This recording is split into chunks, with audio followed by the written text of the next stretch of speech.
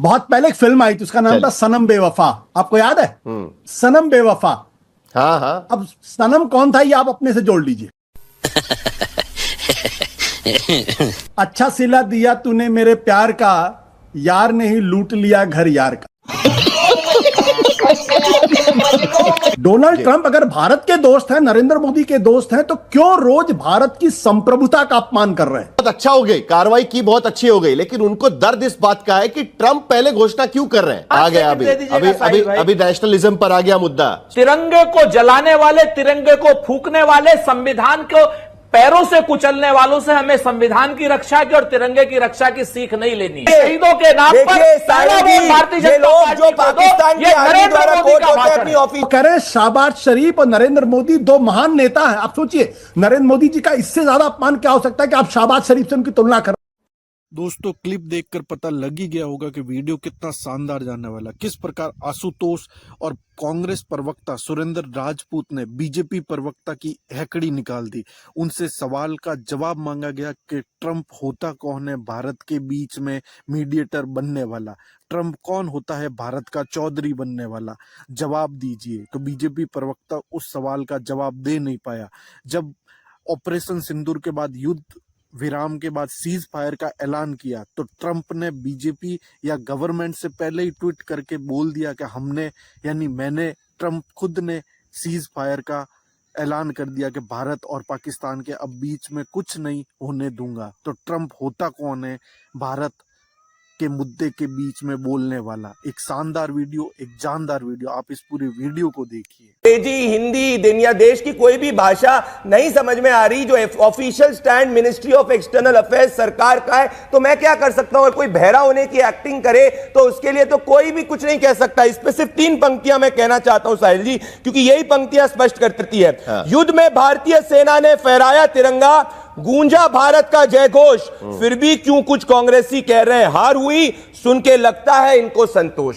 ये है इनकी आज की प्रवृत्ति। साहिल जी, एक और बात मैं आपसे कहना चाहता हूं। आज भाई रावलपिंडी में हमने हमला करा, लाहौर में करा, कराची में किया, हमने जाके एलईटी के हेडक्वार्टर में किया, जैश के हेडक्वार्टर में किया। अरे कांग्रेस पार्टी के मित्रों, आज तो खुश हो जाओ। जो 26/11 के आतंकवादी हमले के बाद आप लोगों ने हमारी सेनाओं के हाथ बांध लिए थे, अब खोल दिए। ये तो आपको भी खुश होना चाहिए, ये तो देश की खुशी की बात है। और अगर आप किसी विदेशी नेता को इतना ज्यादा मान रहे हो, उसके बाद में तो कह दो वो आपके अध्यक्ष है, तो हम मान लेंगे भैया कि नए कांग्रेस पार्टी का थोड़ा सा प्रदीप भंडारी थोड़ा सा रिफाइन कर देता हूं इस मामले को। देखिए, कांग्रेस का बयान आप जरा देख लीजिएगा एक बार। वो ये कह रहे हैं कि बहुत अच्छा हो गई, कार्रवाई की बहुत अच्छी हो गई, लेकिन उनको दर्द इस बात का है कि ट्रंप पहले घोषणा क्यों कर रहे हैं। मतलब सीज फायर होना है, बस 5 मिनट पहले ट्रंप आकर ट्वीट कर देते हैं और सारा खेल बिगाड़ देते हैं। उसी को लेकर उनको दिक्कत है शायद, मेरे ख्याल से। आप साहिल जी जेन्युइनली बताइए, ठीक है मैं मानता हूं, अगर किसी का भी दिल जो है ना, अगर वो देश के लिए धड़कता है, उसके बाद अगर देश का ऑफिशियल स्टैंड आ जाता है, MEA, ministry of external affairs, minister और प्राइम मिनिस्टर ट्वाइस, उसके बाद भी अगर कांग्रेस नहीं मानना चाहती, तो इससे यही स्पष्ट हो रहा है कि कांग्रेस का दिल जो है वो देश के लिए नहीं धड़कता। कभी चीन, कभी जॉर्ज सोरोस, कभी अमेरिका के लिए धड़कता। आ गया अभी नेशनलिज्म पर आ गया मुद्दा। सुरेंद्र राजपूत सवाल उठाएंगे तो ये बोलेंगे ऐसा ही। देखिए, भारतीय जनता पार्टी के देशद्रोही राष्ट्रवाद को दुनिया जानती है। तिरंगे को जलाने वाले, तिरंगे को फूकने वाले, संविधान को पैरों से कुचलने वालों से हमें संविधान की रक्षा की और तिरंगे की रक्षा की सीख नहीं लेनी है। भारतीय जनता पार्टी ने संविधान का भी विरोध किया था, तिरंगे को भी जलाया था। और इन्होंने तो क्या नाम, अभी 10 साल पहले तक नागपुर में इन्होंने तिरंगा तक लहराया तक नहीं था। तो मैं अब बीच में मत बोलो प्रदीप भंडारी, अपनी बारी में बोलो। आप गलत बात बोल रहे थे, मैं बिल्कुल नहीं बोल। मत बोलिए मेरी पार्टी के बारे में, फैक्चुअली बात करिए। तिरंगे के विरोधियों से हमें तिरंगे की इज्जत, हम तिरंगे को अपने सम्मान पे रखते हैं सुरेंद्र भाई। एक्चुअली बताइए काम गलत है, हमने ऑफिशियली नहीं काउंटर किया है। जिन लोगों ने ये कहा हो कि पहला वोट भाजपा को इसलिए दो कि हमने शहीद करवाए हैं लोग, गलत बोल रहे हैं। शहीदों के नाम पर देखिए साहिल जी, भारतीय ये जनता लोग पार्टी जो को दो, पाकिस्तान की ये आर्मी नरेंद्र द्वारा मोदी कोर्ट का होते हैं भाषण अपनी है। ऑफिशियल प्रेस ये कॉन्फ्रेंस नरेंद्र में, मोदी वो का हमें भाषण है। राष्ट्रभक्ति ना और बताएं। रही बात आज हमारी दर्द की बात है सेना कि कांग्रेस ने पार्टी के अपने नेता वापस अपने राजनीति शौर्य शुरू हो से गए। अपने मेरे फिर सत्य मैं प्रदीप भंडारी क्रॉस टॉक मत करिए, आऊंगा ना आपके पास। मैं सबको मौका देता हूं बोलने का। मेरी बात पूरी नहीं आ रही है। नहीं, एक मिनट, जरा दोनों को रोकिए एक मिनट, दोनों को रोकिए एक मिनट, दोनों का आवाज शांत करिए, दोनों का आवाज शांत करिएगा सेना ने कार्रवाई जरा, एक सेकंड। मेरी सिर्फ एक ही गुजारिश है, मैं सबको बोलने का मौका देता हूं, क्रॉस टॉक मत करिएगा, मुद्दा भटक जाता है, फिर चर्चा ही नहीं हो पाती। सुनील राजपूत जल्दी से आपकी बात खत्म करिएगा, मुझे आशुतोष और रजत सेठी भी है, उनके पास भी जाना है, बोलिए जी। मैं फिर से कहता हूं इस बात को कि पाकिस्तान को नेस्त नाबूद हमारी सेना ने किया। हमारे सैन्य नेतृत्व को हमें गर्व है, हमें सैल्यूट है, हम भूरी भूरी प्रशंसा करते हैं। भारतीय जनता पार्टी अपनी कायरता को सेना की बहादुरी के पीछे क्यों छुपा रही है? अगर हम भारतीय जनता पार्टी से सवाल करते हैं, सरकार से सवाल करते हैं, तो ये सेना के पीछे क्यों छुपते हैं? सैनिकों के नेतृत्व पर हमें कोई प्रश्न नहीं। उन्होंने पाकिस्तान में तबाही मचाई और हम खुश हैं इस बात से। एक बात, लेकिन Bharatiya Janata party Donald Trump पर नरेंद्र मोदी क्यों नहीं जवाब देते हैं? अरे नरेंद्र मोदी की सरकार का ऑफिशियल स्टैंड एमईए ने दे दिया है सुरेंद्र भाई। उसके बाद मुझे जाना है आशुतोष के पास। अरे साहिल जी, बोलिए साहिल जी, मुझे इनसे राष्ट्रभक्ति सीखने की जरूरत नहीं है जो आर्मी की ऑफिशियल प्रेस कॉन्फ्रेंस में, पाकिस्तानी आर्मी की ऑफिशियल प्रेस कॉन्फ्रेंस में जिनके नेता का वीडियो चलाया जाता है। मैं वापस से साहिल जी कहूंगा, आप इतने सीनियर पत्रकार हैं, क्या मिनिस्ट्री ऑफ एक्सटर्नल अफेयर्स ने स्टैंड क्लियर नहीं करा? हर जगह की हेडलाइन है इंडिया कॉन्ट्रडिक्ट्स। हमने कोई भी थर्ड पार्टी इंटरमीडिएशन की बात नहीं हुई। हमारे ऑफिशियल ट्वीट में चेक कर लीजिए, प्रधानमंत्री ने क्या बोला, पाकिस्तान से सिर्फ बातचीत पीओके आतंकवाद पे होगी। ये बात ठीक है, थोड़ा सा अटपटा लगता है कि बार बार राष्ट्रपति ट्रंप हर दिन 7 तारीख, 10 तारीख, 12 तारीख, 13 तारीख रोज कोई ना कोई नया बयान। अब स्काई न्यूज को उन्होंने इंटरव्यू दिया है, थोड़ी देर पहले मैं देख रहा था, वहां पर भी जाकर वो इसी के बारे में बात कर रहे हैं। लेकिन मुद्दा वो नहीं है आशुतोष, मुझे एक बात समझनी है, सचमुच में ऐसा कभी नहीं हुआ है कि थर्ड पार्टनर इस तरीके के जब भी कोई भारत पाकिस्तान के बीच में झगड़ा हुआ है, थर्ड पार्टनर की कोई ना कोई भूमिका रही है, जो खास करके बड़ी ताकतें हम मानते हैं। ताशकंद का समझौता कहां हुआ था? वहां जाकर ही हुआ था। रशिया का बीच बचाव था, भारत और पाकिस्तान को वहां जाकर समझौता करना पड़ा था। तो अगर ऐसा है तो इतना बड़ा मुद्दा क्यों है? अगर ट्रंप से बातचीत हुई भी होगी, भारत सरकार ने भी तो मान ही लिया कि बातचीत चल रही थी, तो इतनी मिर्चियां क्यों लगती है? और दूसरी तरफ कांग्रेस के लिए इतना बड़ा मुद्दा क्यों है? क्या लगता है आपको? देखिए साहिल, बहुत आपके स्टूडियो में बहुत तनाव है इस वक्त, काफी गर्मा गर्मी है। मैं थोड़ा सा माहौल को हल्का कर देता हूं। बहुत पहले एक फिल्म आई थी, उसका नाम था सनम बेवफा। आपको याद है? सनम बेवफा। हाँ। अब सनम कौन था ये आप अपने से जोड़ लीजिए। उसमें एक गाना था, अच्छा सिला दिया तूने मेरे प्यार का, यार ने ही लूट लिया घर यार का। दिक्कत यह कि वो तमाम लोग जो दरअसल डोनाल्ड ट्रंप की जीत के लिए हवन कर रहे थे, प्रार्थनाएं कर रहे थे, पूजा कर रहे थे, और उस वक्त भी मैं कह रहा था कि ये जो सनम है ये बहुत बेवफा है, इसके चक्कर में न पड़िएगा आप लोग। अब उन्हीं को जवाब देते नहीं बन रहा। On a serious note, Bharat की स्टेटेड फॉरेन पॉलिसी आज से नहीं, दशकों से है। हम साफ साफ कहते हैं कि भारत के मामले में किसी तीसरे देश की दखलंदाजी हम बर्दाश्त नहीं करेंगे। जो डोनाल्ड ट्रंप कर रहे हैं, लेकिन मेरे कहा ना अभी, इससे पहले कई बार हो चुका है। आपको याद होगा कारगिल के वॉर के समय पे भी अमेरिका की भूमिका रही। ताशकंद में जाकर समझौता हमने किया हुआ है रशिया के कहने पर, तो पहले भी रही है। उसको लेकर इतनी बड़ी दिक्कत क्यों है? इतना बड़ा मुद्दा क्यों बन जाता है वो? यही आपके पास भी आऊंगा उस पर। यही मैं बताने, ताशकंद के बाद की जो स्टेटेड पॉलिसी वो मैं आपको बता रहा हूं।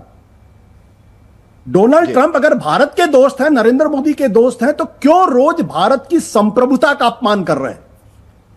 और वो जिस भाषा में वो बात कर रहे हैं, जिस फ्रेजियोलॉजी में वो बात कर रहे हैं, वो अपमानजनक है, क्योंकि भारत कोई पाकिस्तान नहीं है। वो कह रहे हैं कि पाकिस्तान एक महान देश है। वो कह रहे हैं शहबाज शरीफ और नरेंद्र मोदी दो महान नेता हैं। आप सोचिए, नरेंद्र मोदी जी का इससे ज्यादा अपमान क्या हो सकता है कि आप शहबाज शरीफ से उनकी तुलना कर रहे हो? भारत का इससे ज्यादा अपमान क्या हो सकता है कि भारत और पाकिस्तान दोनों को महान बता रहे हैं? सवाल इस बात को लेकर यह है कि हमने हमारी जो स्टेटेड फॉरेन पॉलिसी है उसमें दो चीजें बहुत महत्वपूर्ण है। पहली बात, भारत का विदेश मंत्रालय इस बात को अमेरिका को समझाने में पूरी तरीके से नाकाम रहा है कि भारत कभी भी थर्ड पार्टी मीडिएशन बर्दाश्त नहीं कर रहा है। तो सबसे पहला काम होना, जिस दिन पहली बार डोनाल्ड ट्रंप ने वो ट्वीट दिया था, उस दिन भारत के विदेश मंत्रालय को या प्रधानमंत्री कार्यालय को डोनाल्ड ट्रंप को या मार्को रूबियो को फोन करके कहना चाहिए, your statements are offensive and India is extremely aggrieved, please don't do this. Has it been done? No. तो अमेरिका का राष्ट्रपति कोई मामूली आदमी नहीं है, वो दुनिया का सबसे पावरफुल आदमी है, और वो एक बार नहीं, दो बार नहीं, तीन बार नहीं, चार बार, पांच बार उस बात को दोहरा रहा। और अगर वो दोहरा रहा है तो उसका जवाब देश के प्रधानमंत्री को देना चाहिए, और अगर प्रधानमंत्री जी हिचकते हैं तो देश के विदेश मंत्री को जवाब देना चाहिए। हिंदुस्तान की विदेश नीति का इससे बड़ा फेलियर नहीं है, और भारत के जयशंकर को मैं मानता हूं कि अब तक के इतिहास के शायद सबसे कमजोर विदेश मंत्री हैं। जवाब दूंगा, क्योंकि वो जब आप युद्ध हो रही है तो आप यूरोपियन यूनियन को कह रहे हैं we don't need preachers, we need partners. आप दुनिया को नाराज कर रहे हैं। This is not the language of diplomat. आप वो काम आप रक्षा मंत्री पर छोड़ दीजिए, वो काम आप अमित शाह पे छोड़ दीजिए। आपका काम है हिंदुस्तान के लिए गुडविल इकट्ठा करना, आपका काम है कि भारत का जो व्यू पॉइंट है उसमें पूरी दुनिया को साथ लाना, बजाय उसके प्रदीप भंडारी गुडविल लाने के मुझे आप यूरोपियन यूनियन के देशों को आप प्रीच कर रहे हैं। कह रहे हैं कि सरकार से मतलब वो उम्मीद क्या कर रहे हैं कि आप जिस तरीके से यूरोपियन कम्युनिटी को सुना रहे थे कि हमको अभी प्रीचर्स नहीं चाहिए भाई, हमको ऐसा कोई चाहिए कि जो सीधा हमारे साथ में खड़ा रहे, और ऐसे में आप जब ट्रंप बोलते हैं तो आप उनको सुनाते नहीं है कुछ भी, वही चाह रहे हैं ना आशुतोष आप सरकार से? Basically Jaishankar was underlining his own failure, underlining the failure of his own. Pradeep Bhandari कि जब वो कह रहे हैं कि हम, अरे भाई आपके मैं भी एक लाइटर नोट मैं भी एक लाइटर नोट पे प्रदीप भंडारी जवाब दे रहे हैं। मैं भी एक लाइटर नोट पे ही कहना चाहता हूं कि इतनी ज्यादा एक्सपर्टीज है आशुतोष भाई की फॉरेन अफेयर्स में, अगर कांग्रेस पार्टी सरकार में है तो इनको जरूर मिनिस्टर ऑफ एक्सटर्नल अफेयर्स बनाना चाहिए। ये बहुत अच्छा काम कर पाएंगे 26/11 के आतंकवादी हमले के बाद, जैसे कांग्रेस ने किया था। खैर, मैं वापस से स्टेटेड फैक्ट की बात करूंगा क्योंकि आशुतोष जी को गजनी जैसा मेमोरी लॉस हो चुका है। ये देखिए जरा वीडियो ध्यान से आप, ये है इमरान खान और डोनाल्ड ट्रंप। मैं ओपन चैलेंज आपके शो पे करना चाहता हूं आशुतोष जी को। तब जाके इन लोगों ने कहा था कि थर्ड पार्टी मीडिएशन कश्मीर के अंदर बात की गई थी। 15 दिन में हमने आर्टिकल 370 एब्रोगेट किया था। ओपन चैलेंज है, अगर आशुतोष जी एक न्यूट्रल पत्रकार हैं तो क्या उन्होंने 2019 के उस 15 दिनों के अंदर अपना एक ट्वीट दिखा दीजिए जब उन्होंने क्वेश्चन किया? नहीं किया। आज इन विचलित ये है कि दुनिया एक हो चुका है कि भारत ने पाकिस्तान को मुंहतोड़ जवाब दिया, तो आशुतोष भाई घबरा चुके हैं। खैर, इन्होंने इंटरनेशनल प्रेशर की बात करी तो मैं जरा एक आरएन काउ लेजेंडरी स्पाई हुआ करते थे, उन्होंने बताया था इंटरनेशनल प्रेशर क्या होता है। In the late 1980s I had taken this question to the legendary spy master and one of Indira Gandhi's most trusted advisor, R.N. Kao. He candidly said that I'm surprised that Indira was under international pressure. 90,000 से ज्यादा kilometre, जो 10,000 से ज्यादा kilometre की जमीन वापस से पाकिस्तान को दे दी, 90,000 सैनिक वापस से दे दिए, उस विदाउट कुछ ठेंगा हमको मिलना, वो होता है इंटरनेशनल प्रेशर। पाकिस्तान के घर के अंदर घुसकर मारना, रावलपिंडी तक मारना, इसको कहते हैं नेशन फर्स्ट पॉलिसी जो मोदी जी की है। तो आशुतोष भाई घबराओ मत, अब अमन की आशा, ट्रैक टू डिप्लोमेसी बंद हो गई है, तो आपको थोड़ी सी आशुतोष लग रही है, मैं समझ 20 सेकंड, क्योंकि रजत सेठी भी इंतजार कर रहे हैं और मुझे उनके पास भी जाना है क्योंकि एक अहम सवाल अभी भी बाकी है। जल्दी से प्रदीप भंडारी की मजबूरी है, आप स्टूडियो के बाहर प्रदीप भंडारी से मिलेंगे तो जो बात मैं कह रहा हूं एग्जैक्टली वही बात प्रदीप भंडारी कहेंगे, वही बात रजत सेठी कहेंगे। नहीं करूंगा। भारतीय जनता पार्टी के कई बड़े नेताओं के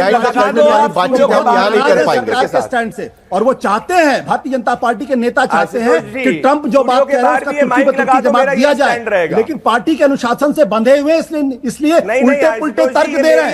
तो मैं प्रदीप भंडारी की बातों पर हंस सकता हूं, उनकी मजबूरी पर मुझे थोड़ा सा अंडरस्टैंडिंग नहीं है। और पूरे स्टेट एडमिनिस्ट्रेशन जो है, पूरा डिपार्टमेंट ऑफ स्टेट, मेरी कई लोगों से बात हुई है, मेरे MIT रजत सेठी, हो सकता है कि आशुतोष की उम्मीदें आपसे बढ़ गई होगी सरकार से। इससे पहले तो उनको सरकार से कभी कोई उम्मीद होती नहीं थी, अब उनकी उम्मीदें बढ़ गई है।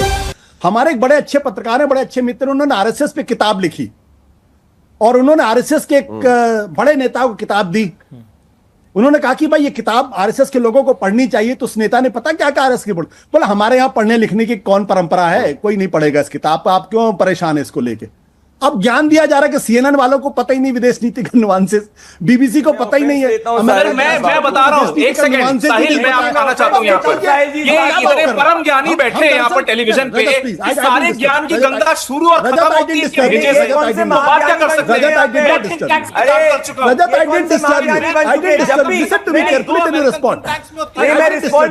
didn't disturb you. फिर से बोलूंगा, ये गंगा तो मोहताज नहीं है ज्ञान, नहीं, ये गलत बात है। नहीं साहिल जी, जो लोग चुनाव में नहीं, ये कौन होते हैं देश को ज्ञान देने वाले? आप मामला मत भटकाए, मामला नहीं भटकाएंगे सर। जैसे ही आपने एक दूसरे पर ठीक होता है, लेकिन इस तरीके की टिप्पणी मत को मिर्ची करिएगा लग गई और आज आशुतोष भी ज्ञान देंगे। क्या चल रहा है ये? कोशिश कर रहे हैं कहीं से भी उठा के कुछ भी कोट करेंगे, ऐसी पत्रकारिता करा करते थे। चलिए, मेरा समय खत्म हो रहा है, बात कर रहे हैं, मेरा समय खत्म हो रहा है। चुनाव में ज्ञान देंगे।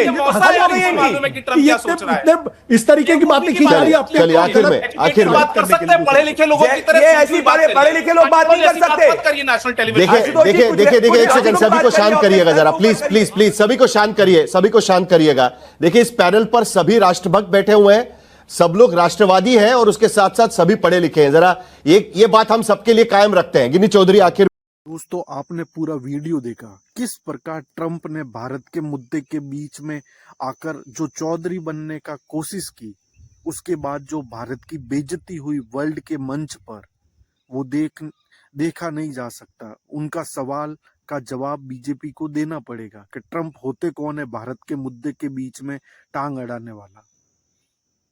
उन्होंने जब सीज फायर का ऐलान किया कि मैंने ये सीज फायर करवाया, तो होता कौन है? आज तक किसी ने भी अमेरिका के दबाव में आकर कोई भी भारत का प्रधानमंत्री ने काम नहीं किया, भले वो इंदिरा गांधी हो, भले वो अटल बिहारी वाजपेयी हो।